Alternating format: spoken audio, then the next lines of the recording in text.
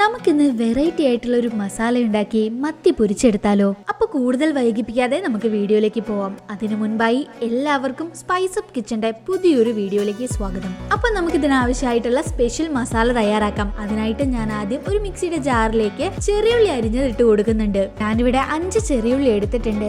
ഞാനിവിടെ മസാല ഉണ്ടാക്കാൻ എടുക്കുന്ന ഇൻഗ്രീഡിയൻസിന്റെ അളവുകൾ നിങ്ങൾക്ക് എത്രയാണോ മസാല വേണ്ടത് അതിനനുസരിച്ച് കൂട്ടുകയോ കുറയ്ക്കുകയോ ഒക്കെ ചെയ്യാട്ടോ. അടുത്തതായിട്ട് ഒരു 8 അല്ലി വെളുത്തുള്ളി എടുത്തിട്ടുണ്ട്. പിന്നെ വേണ്ടത് പച്ചമുളകാണ്. അപ്പൊ 4 പച്ചമുളകും ഞാൻ ഇതിനായിട്ട് എടുത്തിട്ടുണ്ട്. ഇനി വേണ്ടത് പുതിനയാണ്. അപ്പൊ ഞാനൊരു കൈപ്പിടി അളവിനാണ് പുതിന എടുത്തിരിക്കുന്നത്. ഇനി കുരുമുളക്. ഓൾറെഡി പച്ചമുളക് ഇട്ടത് കൊണ്ട് തന്നെ എരിവിന് അനുസരിച്ചിട്ട് വേണം നമ്മൾ കുരുമുളക് ചേർക്കാൻ. അടുത്തതായിട്ട് 2 തണ്ട് കറിവേപ്പിലയാണ് ഞാൻ ചേർത്ത് കൊടുത്തത്. പിന്നെ ചേർക്കുന്നത് മല്ലിച്ചപ്പാണ്. ഇനി നമുക്ക് ആവശ്യത്തിനുള്ള ഉപ്പ് ചേർത്ത് കൊടുക്കാം. പിന്നെ കുറച്ച് മഞ്ഞൾപ്പൊടിയും ഒരു 1/2 ചെറുനാരങ്ങയുടെ നീരും കൂടി നമുക്ക് ഇതിലേക്ക് പിഴിഞ്ഞൊഴിക്കാം. എന്നിട്ട് ഇത് നന്നായിട്ടൊന്ന് അരച്ചെടുക്കണം. അങ്ങനെ നമ്മളിപ്പോൾ അരച്ചെടുത്തിട്ടുണ്ട്. നല്ല പച്ച കളറുള്ള മസാല നമുക്ക് കിട്ടിയിട്ടുണ്ട്. ഇനി ഈ മസാല നമുക്ക് മത്തിയിലേക്ക് തേച്ച് പിടിപ്പിക്കണം. അതിനായിട്ട് നന്നായിട്ട് ക്ലീൻ ചെയ്ത് വരയിട്ട് വെച്ച മത്തി നമുക്ക് ഈ ചട്ടിയിലേക്ക് വെച്ച് കൊടുക്കാം. എന്നിട്ട് ഈ മത്തിയുടെ മേലേക്ക് നമ്മുടെ ഈ അരച്ച് വെച്ച സ്പെഷ്യൽ മസാല ഇട്ട് കൊടുത്ത് നന്നായിട്ടൊന്ന് തേച്ച് പിടിപ്പിക്കണം.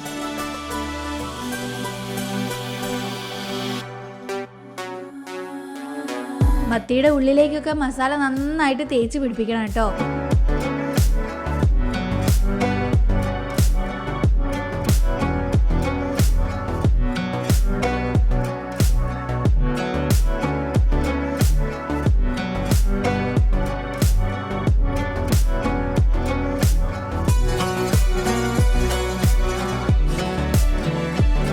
നമുക്ക് ഈ മസാല തേച്ച് പിടിപ്പിച്ച മത്തി ഒരു 1/2 മണിക്കൂർ റെസ്റ്റ് ചെയ്യാനായിട്ട് വെക്കണം. അതിനുശേഷം നമുക്കിതൊന്ന് വറുത്തെടുക്കാം. അങ്ങനെ ഇപ്പോൾ 1/2 മണിക്കൂർ ആയിട്ടുണ്ട്.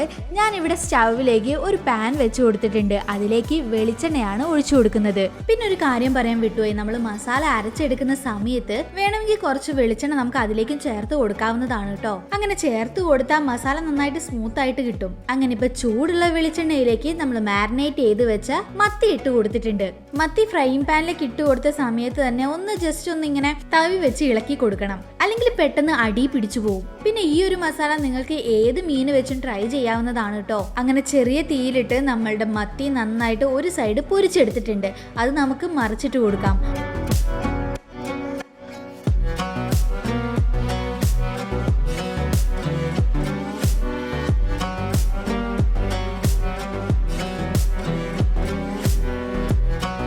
നമ്മുടെ മത്തി പൊരിച്ചത് തയ്യാറായിട്ടുണ്ട്. ചൂടോടുകൂടെ തന്നെ നമുക്കിത് കഴിക്കാവുന്നതാണ്. ഈ ഒരു വീഡിയോ നിങ്ങൾക്ക് ഇഷ്ടപ്പെട്ട് കാണുമെന്ന് പ്രതീക്ഷിക്കുന്നു. ഇഷ്ടപ്പെട്ടിട്ടുണ്ടെങ്കിൽ നിങ്ങളുടെ ഫ്രണ്ട്സിനും ഫാമിലിക്കും ഒക്കെ നമ്മുടെ ചാനൽ ഒന്ന് ഷെയർ ചെയ്ത് കൊടുക്കണം. പിന്നെ സബ്സ്ക്രൈബ് ചെയ്യാനും മറക്കരുത്. അപ്പം മറ്റൊരു വിഭവമായിട്ട് അടുത്ത വീഡിയോയിൽ കാണാം. ബൈ.